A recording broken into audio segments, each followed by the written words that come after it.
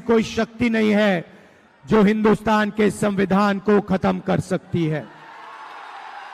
आ जाओ मैदान में, हम दिखाएंगे हिंदुस्तान के संविधान को कैसे खत्म किया जाता है। आप पूरा दम लगा दो, इस संविधान को आप छू तक नहीं पाओगे। भाई और बहनों, उड़ीसा में बीजेपी है और बीजेडी है, ये दोनों मिली हुई पार्टियां हैं, ये दोनों एक जैसी हैं। इनकी यहां पे पार्टनरशिप है, पान वाली पार्टनरशिप है उड़ीसा में। सोच एक ही है।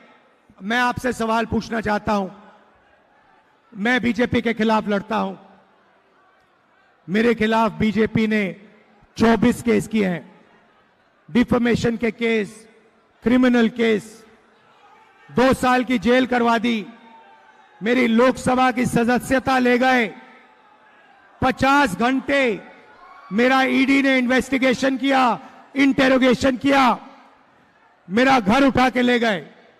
जब ये मेरा घर ले गए, मैंने इनको चाबी दी और इनसे कहा, ये जो तुम्हारा घर है सरकारी घर है, मुझे नहीं चाहिए। मेरे हिंदुस्तान में करोड़ों घर हैं, उड़ीसा के जनता के दिल में मेरा घर है, बाकी प्रदेशों के लोगों के दिल में मेरा घर है। तुम्हारा घर नहीं चाहिए, ले लो, उठा के ले लो।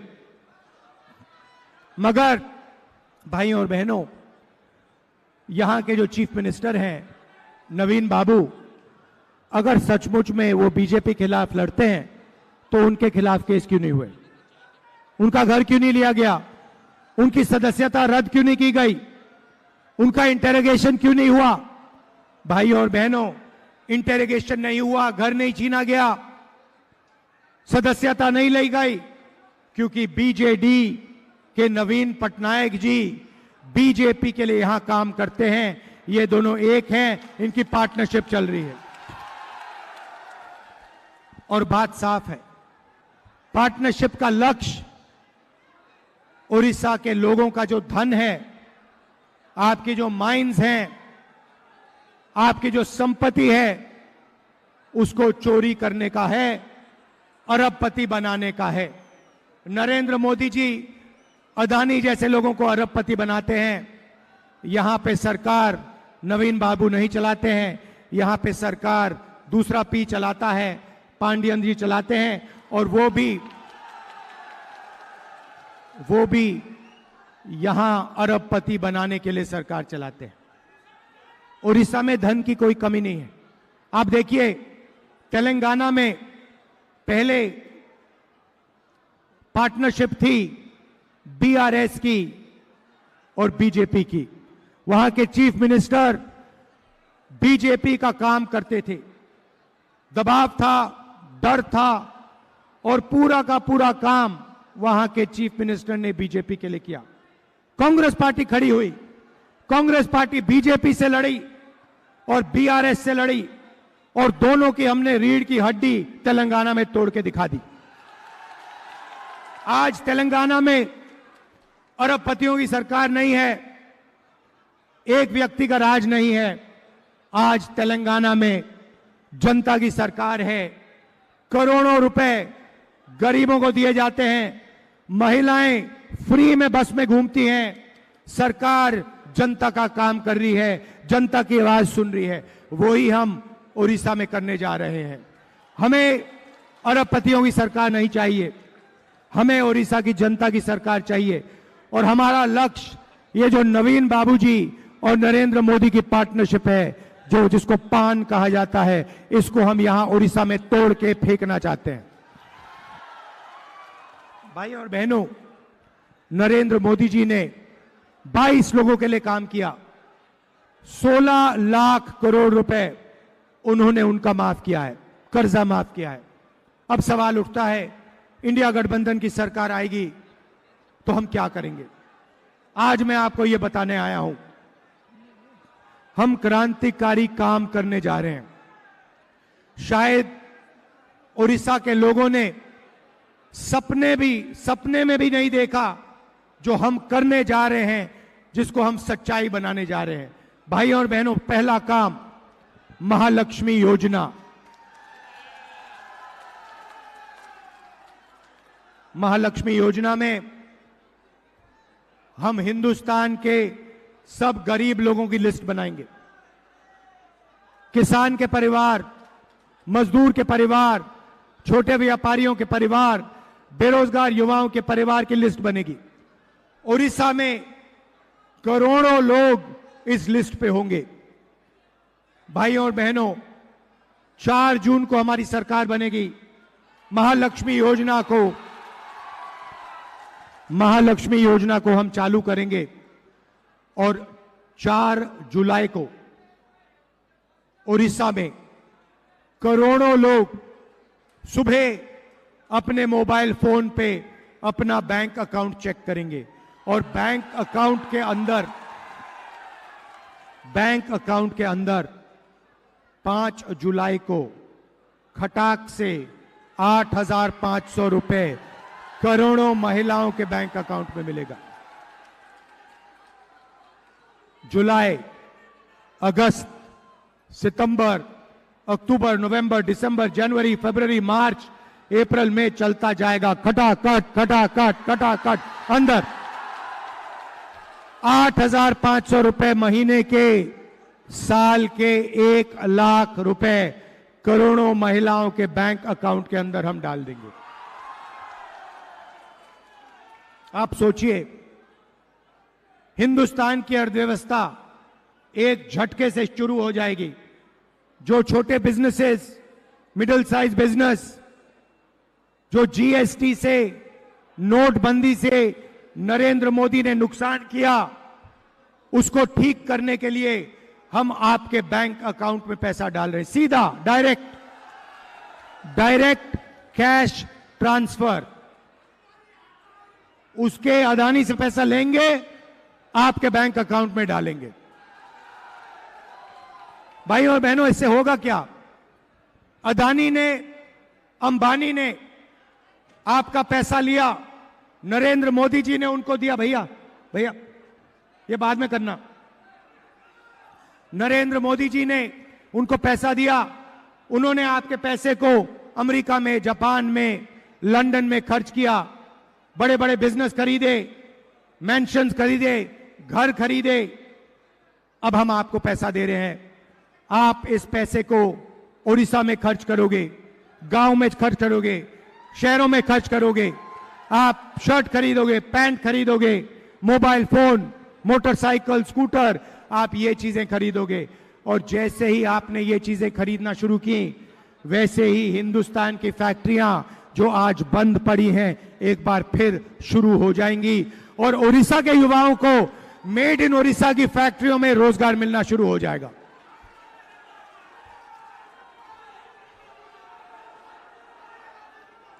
भाइयों और बहनों, हम सिर्फ गरीब महिलाओं को पैसा नहीं देंगे, हम उड़ीसा के किसानों को, मजदूरों को पैसा देंगे। किसानों को गारंटीड कानूनी मिनिमम सपोर्ट प्राइस हम देने जा रहे हैं। इसके माध्यम से उड़ीसा के किसानों को, हिंदुस्तान के किसानों को धान के लिए, शुगर केन के लिए, कपास के लिए, अनाज के लिए पहली बार कानूनी मिनिमम सपोर्ट प्राइस, कम से कम दाम गारंटी करके मिलेगा।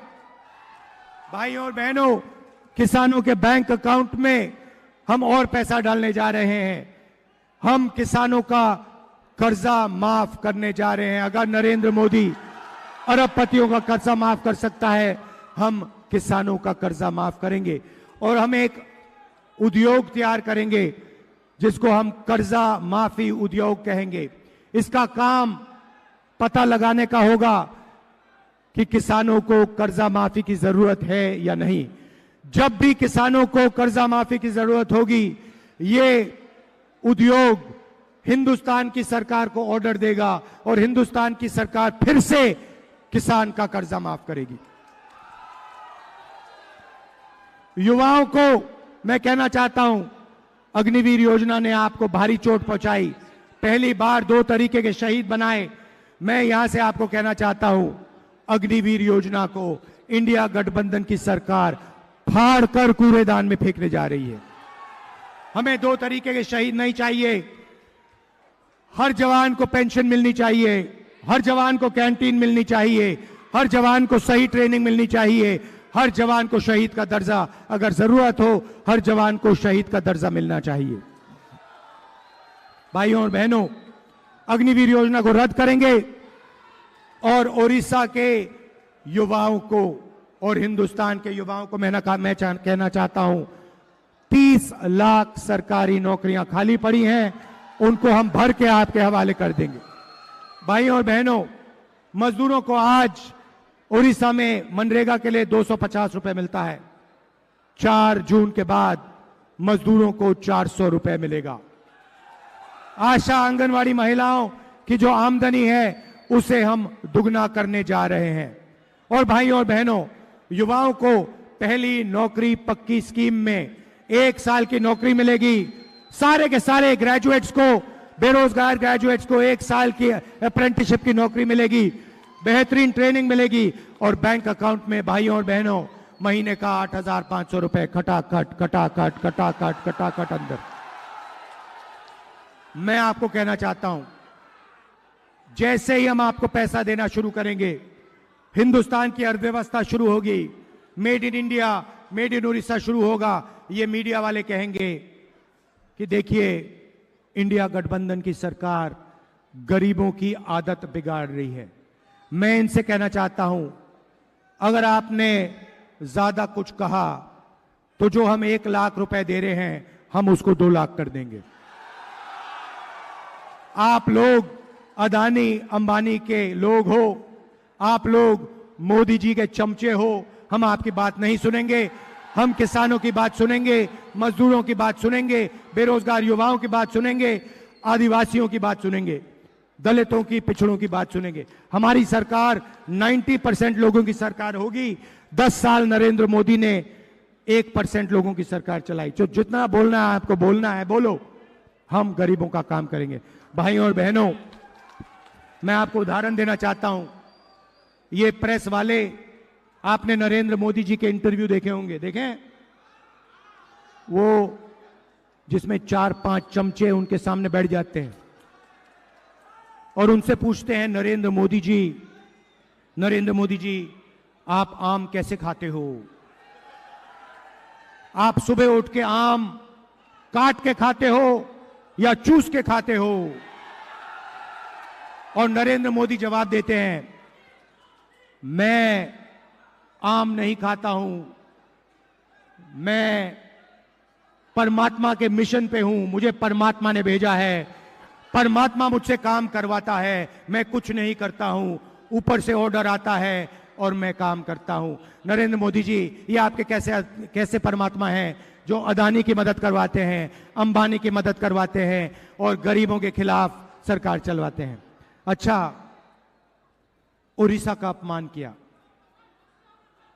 उड़ीसा का कैसे अपमान किया बताइए? क्या कहा आप बताइए? जगन्नाथ जी के बारे में क्या कहा? बीजेपी के नेता ने कहा है और उड़ीसा के हर व्यक्ति का अपमान किया है। नरेंद्र मोदी जी कहते हैं मैं भगवान का काम करता हूं और उनके नेता कहते हैं कि जगन्नाथ जी मोदी जी के भक्त हैं। आप सोचिए इनके दिमाग में कितना अहंकार आ गया है। एक व्यक्ति कहता है मैं भगवान के लिए काम करता हूं और उनका चमचा कहता है कि नहीं नहीं नहीं, भगवान इनके लिए काम करते हैं, ये भगवान के लिए काम नहीं करते हैं। तो ये इनकी सच्चाई है। कॉन्स्टिट्यूशन को, संविधान को बचाना है। मिलकर भैया यहां पे हमारे कैंडिडेट्स को जिताइए, लोकसभा विधानसभा के कैंडिडेट्स को जिताइए। अंबेडकर जी का कॉन्स्टिट्यूशन है, उसकी रक्षा कीजिए और जनता की सरकार बनाइए। दिल से आपका धन्यवाद करता हूं। जय हिंद, जय उड़ीसा।